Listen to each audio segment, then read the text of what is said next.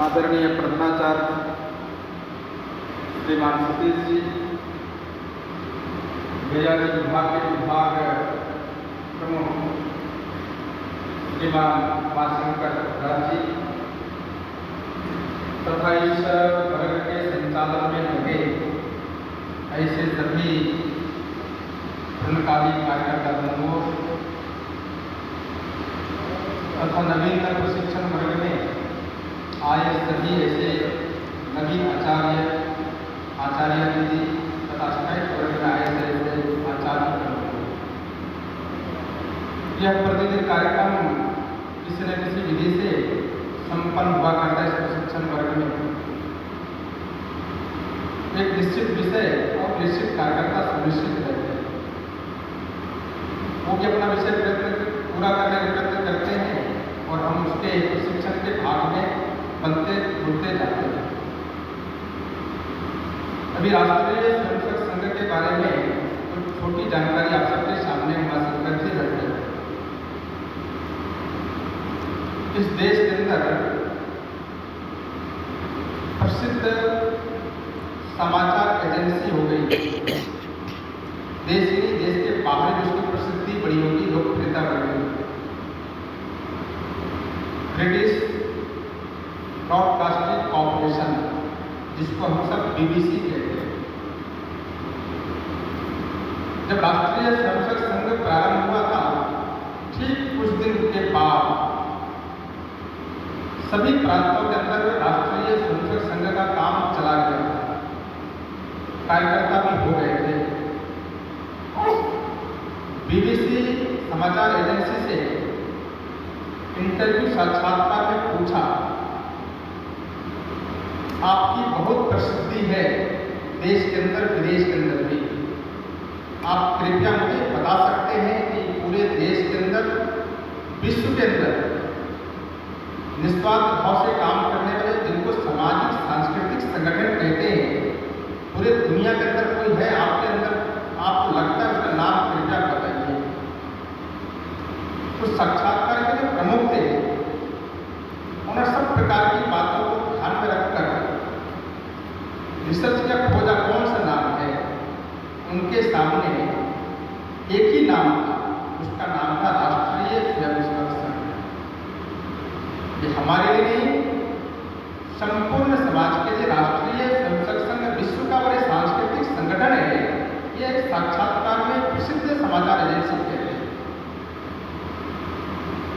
इस प्रकार की जब बातें देश के अंदर हलचल हुई कि विश्व का सबसे बड़ा सांस्कृतिक संगठन जिसका नाम RSS है, राष्ट्रीय स्वयंसेवक संघ है, इसके बढ़ने का मूल कारण क्या है।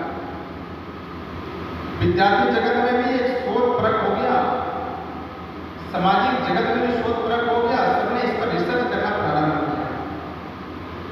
आखिर विश्व का सबसे बड़ा सांस्कृतिक संगठन बिना किसी पंजीयन के, किसी प्रकार के स्वार्थ से, किसी प्रकार की कोई सरकारी सहायता से न बढ़ते हुए, लेते हुए, और विश्व का सबसे बड़ा सांस्कृतिक संगठन बना, इसका मूल कारण क्या है।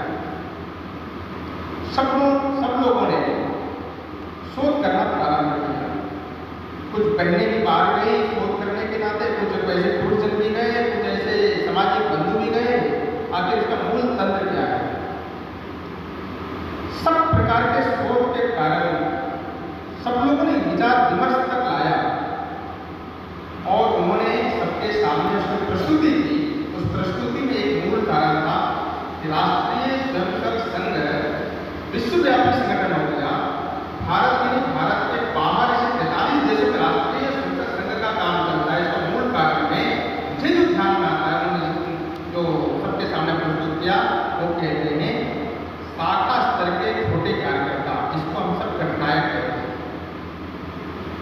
गठनायक से लेकर जिला स्तर के कार्यकर्ता, जिला प्रचारक हो, जिला विस्तारक हो, जिला कार्यवाह हो, ऐसे जो संघ की रचना में दायित्व रहते हैं, प्रांत स्तर के दायित्व रहते हैं। इतना ही नहीं, उन्होंने कहा कि हमारे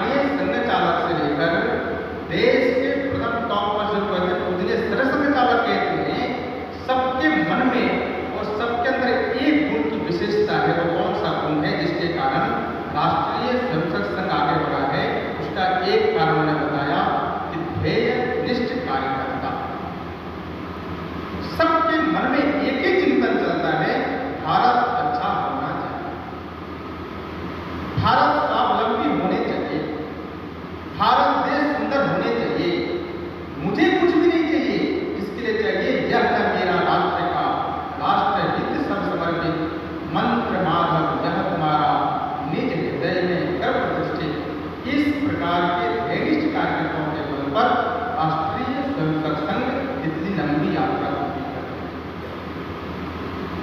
अभी अभी इस वर्ष जिसको हम सब कहते हैं 1925 में राष्ट्रीय स्वयंसेवक संघ प्रारंभ हो गया और 100 वर्ष पूरे भी हुए, 101वें वर्ष प्रारंभ हो गया है।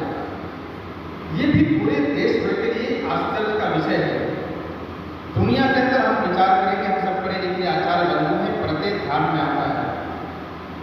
छोटे स्तर पर, बड़े स्तर पर छोटे छोटे ट्रस्ट सोसाइटी बनाते हैं।